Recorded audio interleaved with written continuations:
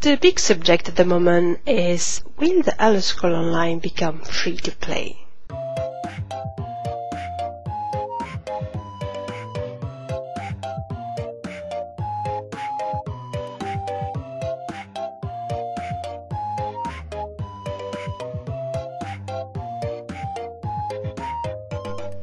I don't like free-to-play games. I think it's the worst things that can happen to a game ever. Look at how Terra Online turned to be. The community is super toxic, and every month you can buy a new swim clothes. It's like the developers are only making new costumes.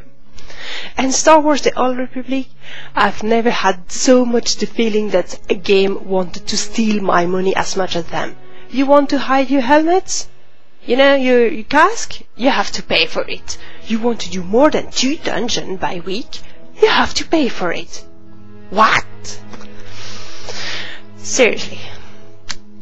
If the Elloa Scroll Online goes free to play, I can tell you that most of the community, most of the people that are currently dedicated to the game, that provide video, guides, websites, answer new players on the forum, make stream, whatever. Those people that promote the game constantly because they love it, all those people will be gone.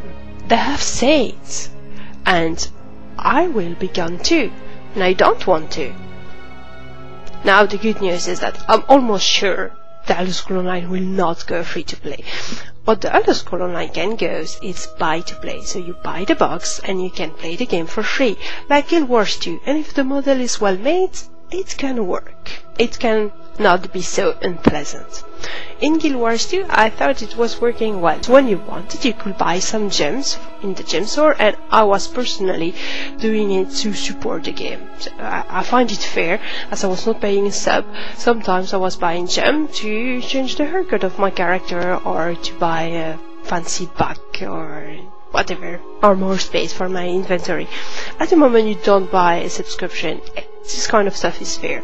But Guild Wars 2, it worked well because it's very cosmetic. You want to have your character pretty. It goes around this subject, and I don't see it the same in ESO. I will not want to have a sort of cash shop where you can buy fancy dress or fancy stuff you can place on your moons. It would feel weird. However, there is a model that could work. Let's imagine this. You buy the game, and you can play it for free until you kill Molagpal. Once you achieve this, and if you want to have access to the rest of the game, so Craglorn, Cyrodiil, the veteran content, and new stuff that will coming later for endgame, then you have to buy a subscription. This could be nice because the developers will be forced to continue to develop good endgame content to keep their players subscribed, and it will not force them to have a fancy stupid cash shop for the other players. And for the players, it can be good as well, as they can play their Skyrim multiplayer sort of game for free, and it's like a trial.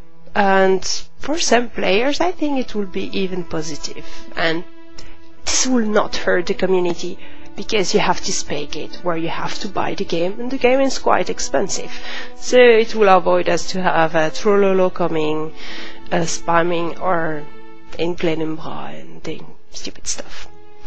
Sorry for this long rant. See you next time. Bye.